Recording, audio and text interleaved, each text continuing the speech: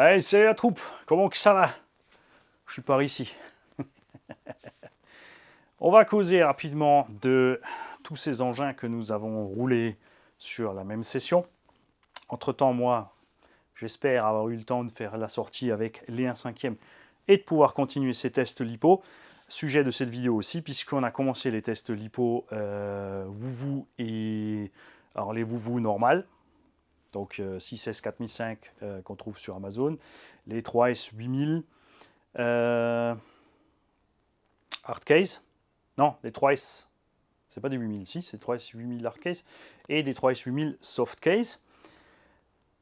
J'ai pris des Woo Graphim aussi, donc les bleus, pour voir un petit peu la différence de comportement entre le Graphim et la lipo normale.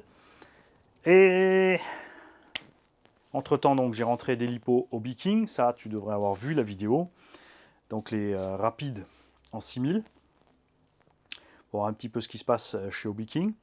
De cette sortie, comme d'habitude, et pourquoi ça ne m'étonne plus, le Sledge est bien sûr le seul qui a roulé toute la série sans encombre. Dans le Sledge, on a mis une Graphim 5000 Vouvou, donc effectivement, clairement, plus de temps de roulage qu'avec la Janes 4005, ça va de soi. On n'a pas encore testé là-dedans la Vouvou 4005 normale. Après, niveau temps de roulage, elle devrait faire pareil. Ce qui est intéressant, c'est que les Janes 4005, quand je les roule là-dedans, donc vous avez vu, hein, on va t'allumer un petit peu, 10-12 minutes, c'est réglé. On recharge ces batteries à peu près 4000, 4002 et elles sont chaudes. Alors pas trop chaudes, mais déjà bien chaudes. Alors quoique quand j'étais sur le skatepark et qu'on a allumé là-bas, les boîtiers se sont ouverts. Hein. Ça s'est un petit peu ouvert, ça s'est décollé. Après bon, ça redégonfle, tu peux refermer. Mais voilà. Les Graphim, donc là-dedans 5000 Vouvou, bleu, nos problèmes, ils ont fini tiède. Je m'attendais vraiment qu'elles soient... Enfin, je me suis dit, bon, vu la température extérieure, elles vont être chaudes comme les autres. Ben en fait, non. Pour l'instant, on était tiède. Enfin, tiède plus. On va dire chaud, mais dans des températures chaud, sympa, normales. Le Coralie Kagama, lui, j'ai pas pu finir le run. Il avait la deuxième Vouvou Graphim à bord. Le comportement avec les SRC Off-Road Crusher, ici avec 0 offset. Avec un demi-offset, ces jantes sont absolument magnifiques. On les adore, d'accord?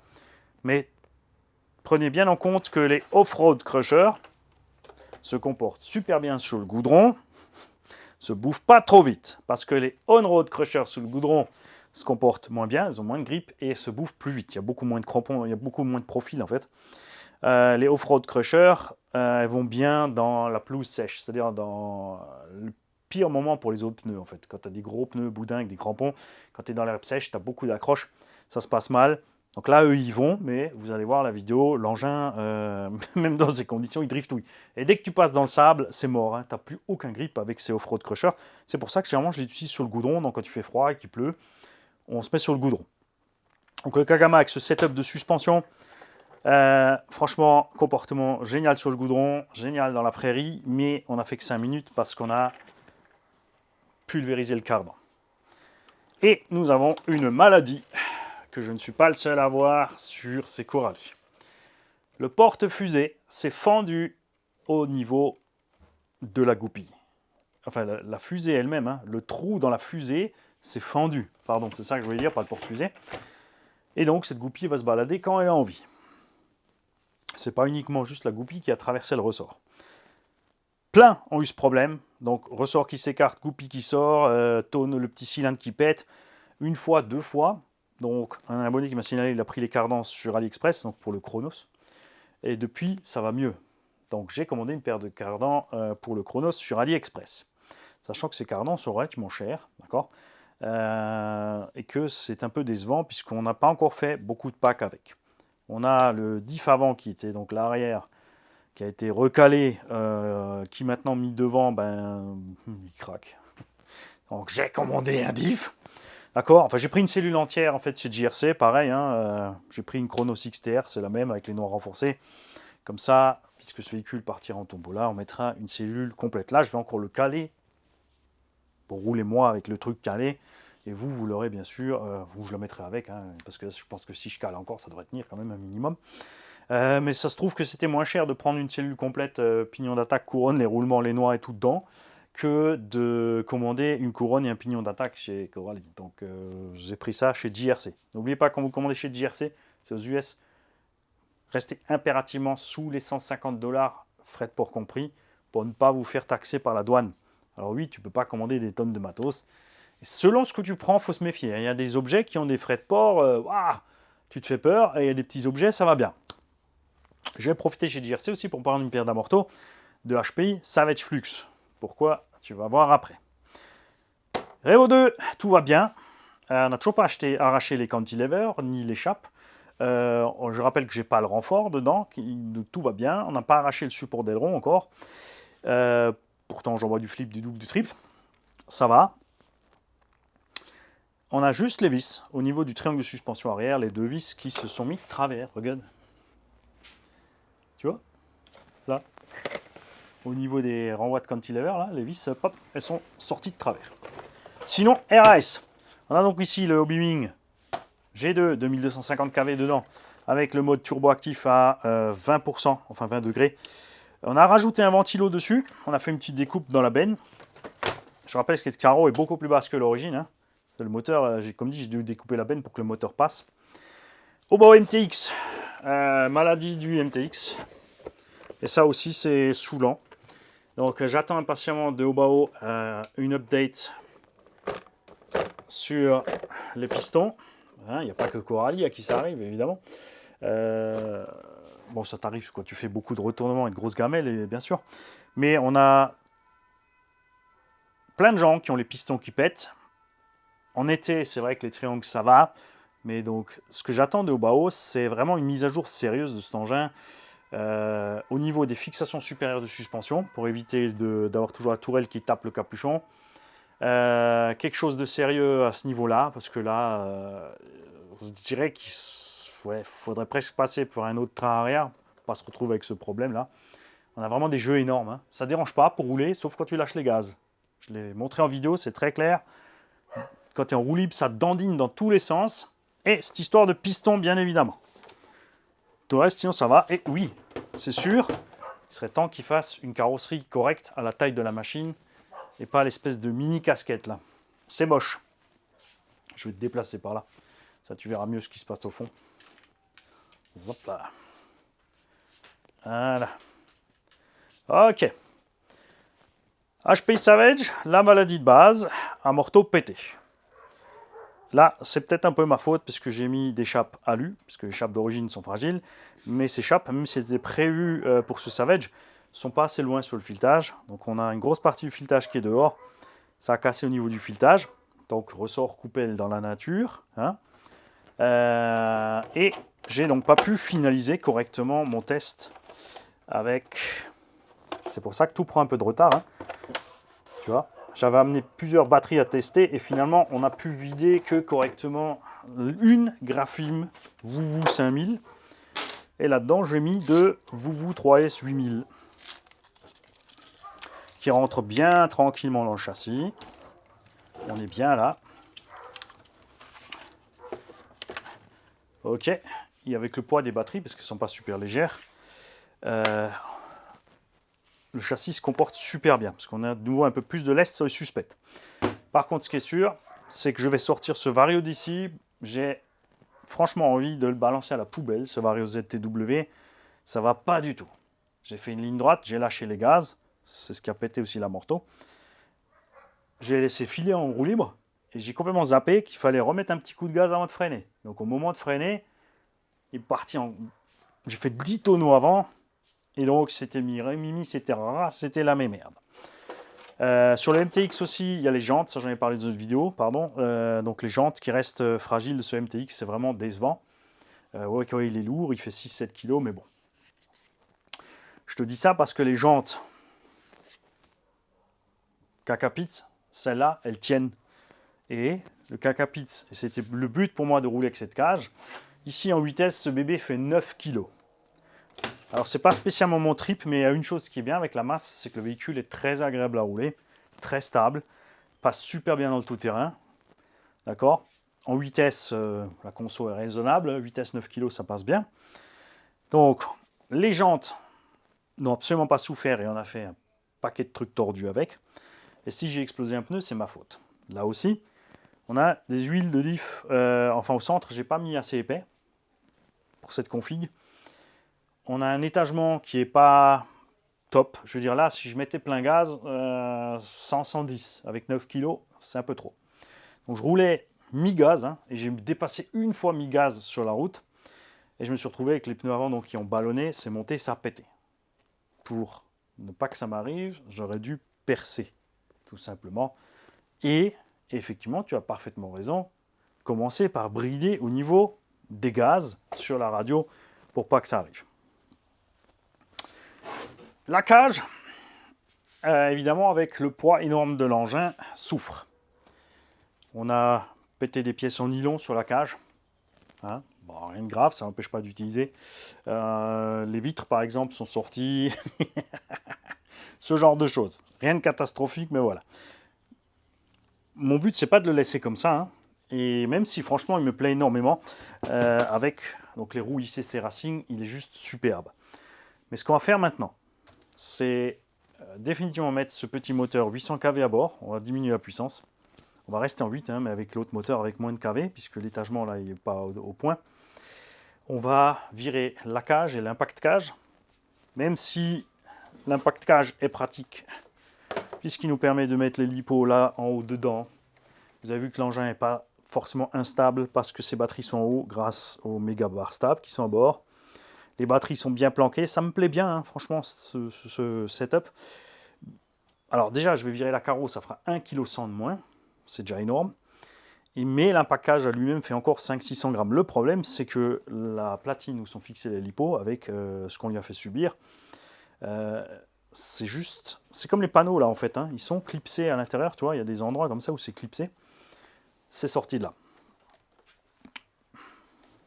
Mettre les lipos en bas dehors, c'est dommage, c'est vrai qu'ils sont... Bon, c'est exposé, mais tu peux les couvrir avec un petit bout de lexan ou plexis, c'est pas un problème. Ça descend bien sur le centre de gravité, mais ça recule toutes les masses. J'aurais préféré les laisser comme ça embarquer dedans. Mais on va virer l'ensemble. On va mettre les pare-chocs simples, la carreau simple. Et on va donc l'alléger de 2 kg. On va redescendre donc à 7 kg. On laissera en vitesse 7 kg, mais avec moins de kV. Normalement arrive une couronne plus grande de la part de Kakapit. On devrait avoir aussi à un moment donné le châssis plus long. Et ce qui était le but de ce test, c'était pas... Je savais très bien que la cage aurait des problèmes. Hein. On a des pièces en ferraille dedans, c'est sûr que ça allait les plier. Tu vois, la barre des roulettes. Ce genre de choses, c'est sûr que ça ne résisterait pas. Et moi, ce qui m'intéressait, c'était de voir ce qui allait se passer avec les triangles, avec 9 kg sur le coin de la tronche. Et rien n'est arrivé aux portes fusées, triangle, axe. Et on a fait 2-3 beaux crashs sur les essieux quand même. Donc à ce niveau-là, tout va bien. Les nouvelles pièces en alu qui tiennent les triangles supérieurs ont résisté. Moi, j'avais un doute que ça résiste.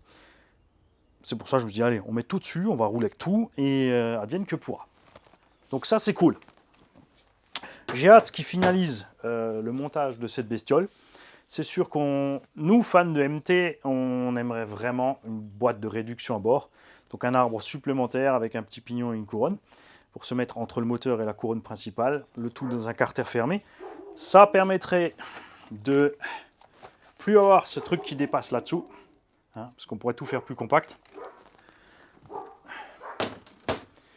Mais il y a déjà beaucoup de matos sur la machine, donc évidemment au niveau budget, s'il rajoute encore une réduction centrale, ça fait grimper le budget total de la machine. D'un autre côté, si tu prends le KPM maintenant, entre le Savage, le MTX, le Revo, et tu vois les matériaux utilisés là, et ce qu'il nous a fait là, on se retrouve entre la différence, tout simplement, d'engin loisir et ce qu'on trouve, point de vue qualitatif, dans le milieu de la compétition, X-Ray, Mugen et patati. Hein. Tu vois ce que je veux dire? L'un dans l'autre, si tu aimes la belle méca, tu vas prendre ça. Et c'est sûr, si tu aimes la belle méca aussi, tu vas prendre ça, mais tu ne le rouleras pas comme tu roules cela ou cela. Hein. Ça, c'est sûr. Je ne sais pas s'il va commercialiser la cage. Je ne sais pas si beaucoup de gens vont être intéressés à rouler avec la 4. Comme dit, c'est beau. J'aurais pu mettre 6. Si j'avais mis du 6S 8000 pour faire un petit quart d'heure, tu vois, comme ça, avec ces 9 kilos là, on aurait été plus doux sur les gaz, plus agréable, mais après, ça devient plus juste un gros pépère tout-terrain. Ça, c'est un peu dommage aussi.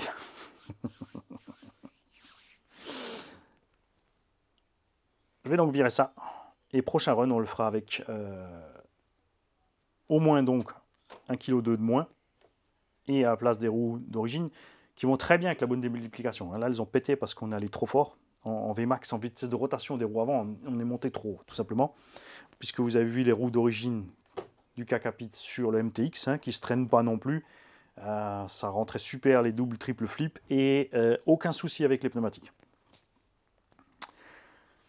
Donc lui, on va lui changer son setup. On va y retourner. Lui, on va changer les amortos. Alors, ce que j'ai commandé aussi, j'ai déjà ici un jeu complet d'amortos de Mojave, souvenez-vous, que j'avais pris pour différentes expériences. J'ai donc pris une paire d'amortos arrière en plus, et ils sont un poil plus courts, c'est vrai, que les amortos du Savage. On a 8 ou 9 mm de moins. Les tiges sont en M4, les fils en M4, donc on compensera avec des... Enfin, c'est du M4 ou du M3, je ne sais plus. Bref, on mettra peut-être des chapes plus longues pour compenser la différence de hauteur qui nous manque ici. Et ça résoudra définitivement le problème de suspension. Alors, les amortos que j'aime bien chez HPI, c'est bien sûr les Big Bore Teflon. Ils sont super doux, ils sont solides et tout. Mais ils te les vendent 140 € les 4. Là, j'ai déjà une paire d'amortos, la deuxième paire me coûte 35 $.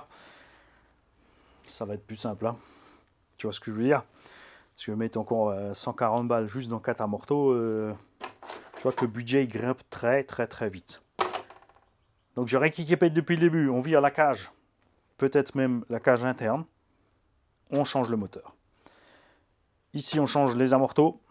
J'ai quand même pris 2 amortos d'origine au cas où si ça ne va pas avec les autres, pour le remettre origine. On vire donc, on refait les amortos, on vire le vario. Ici, on change le piston. Et c'est tout. Lui, on va percer un peu plus loin. On va mettre 2 vis un peu plus longues à l'arrière. Et RAS, il est reparti. Le Cabanana. Bon, maintenant, c'est plus le Cabanana. Maintenant, c'est le Coralie Kagama Trophy Flux. On attend ces cardans. Dès qu'on a les cardans, on y retourne. Parce que, franchement, vous allez voir, ça roule vraiment super chouette. Ça roule vraiment super chouette. Et puis le sledge, bah, voilà. J'ai envie de me refaire un beau petit truggy. Juste beau, avec des roues sympas, genre les jantes VP Pro, là, avec les mini bâtons dessus. Mais j'aimerais un truggy qui a donc, oui, c'est sûr, il y a le Black Panther Minyang, mais je vous l'ai dit, pour moi, le Black Panther, ce qui m'embête un peu, c'est que pour l'instant, donc, on n'a pas le châssis option, on n'a pas encore des tourelles option, et je veux le petit plus en garde au sol. Le Techno, le dernier, c'est sûr, il faut une autre carrosserie parce que c'est juste horrible. C'est pas possible. Le SRX8 Serpent me fait pas trop envie vu les pièces, disponibilité des pièces Serpent. Le Techno, c'est pareil, les pièces sont très vite chères. Bon, après, c'est solide. J'ai envie de faire juste un beau petit truggy pour tu vois, ce genre de roue, les petites VP Pro, une carreau sympa. Et on en revient toujours même, les carreaux sympas, les anciennes, ben, justement, la Trophy Flux, j'ai toujours adoré cette carreau, le Hyper ST Pro. Parce que les carreaux modernes, définitivement, c'est pas possible. C'est pas possible. Ce que j'aimerais aussi, c'est pas trop large. Hein. Ça, c'est l'autre truc qui m'embête, c'est avec tous les. Si tu prends un X-Ray, un Mugen, un machin bidule, c'est triangles hyper longs. C'est pour ça que j'aime bien le ST Pro. Le ST Pro a des triangles un petit peu plus courts. C'est cette taille entre là. Bien sûr, on pourrait être tenté par prendre un Shogun, puisque Shogun c'est ça avec les porte-fusées et les fusées moins longues. Donc il a un poil moins large, et en plus il met des roues zéro départ. Tu vois. Mais après, tu as les plastiques Coralie, le poids Coralie, tout ça qui me plaise pas trop. Si tu prends un engin typé compète, j'arriverai pas à rester en 4S, c'est pas la peine, mais 4,5 kg, 4,7 kg quand même, c'est quand même cool. Hein. C'est quand même cool. Donc si vous avez une idée d'un petit truggy cool, si vous avez une nouveauté, parce que moi j'ai rien vu de spécial nouveau. C'est sûr, Mugen a fait le MBX8, X-Ray a sorti le truc Mushté 2024. Timasso, ils ont un nouveau modèle, enfin le dernier modèle, Kyosho on ne parle pas parce que le prix c'est juste pas possible. Il y a toujours S-Works aussi encore. Je sais pas trop. Je sais pas trop. Pourquoi j'ai pas pris le tout nouveau Techno MT? Parce que le tout nouveau Techno MT, c'est des Exa 12. C'est un MT 1 dixième. Un vrai, cette fois, ils ont vraiment fait un truc un peu plus léger pour faire du MT 1 10, mais c'est rien d'autre qu'un buggy super light avec des roues MT.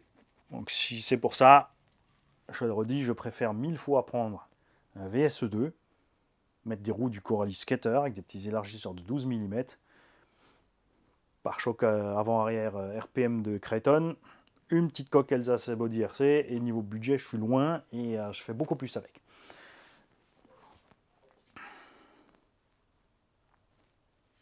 Je crois que j'ai fait le tour. Ah non, c'est ça que j'oubliais. Très très important. Là-dedans, on a mis le Vario qui était dans le Techno RC. Vous allez voir la vidéo et vous allez reconnaître tous les symptômes du Techno RC. Donc définitivement sur le Techno RC, on avait un problème de variateur. Et je ne sais pas si c'est lui qui m'avait flingué le récepteur, puisque après avoir changé de Vario, on avait toujours des petits problèmes de récepteur. Après avoir changé le récepteur, tout allait bien. Ici donc, on a mis ce Vario du Techno RC à bord, du Kagama, et on s'est retrouvé avec tous les problèmes du Techno RC.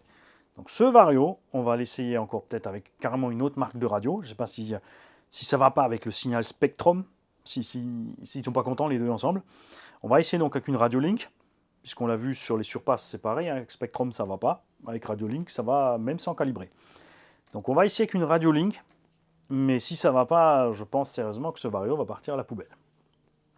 Donc c'est le ZTW G2 qui est sans capteur. Pour l'instant, je peux toujours pas le conseiller. C'est vraiment pas bon du tout. Moi, je vais prendre la télécommande que j'ai mis dans ma poche.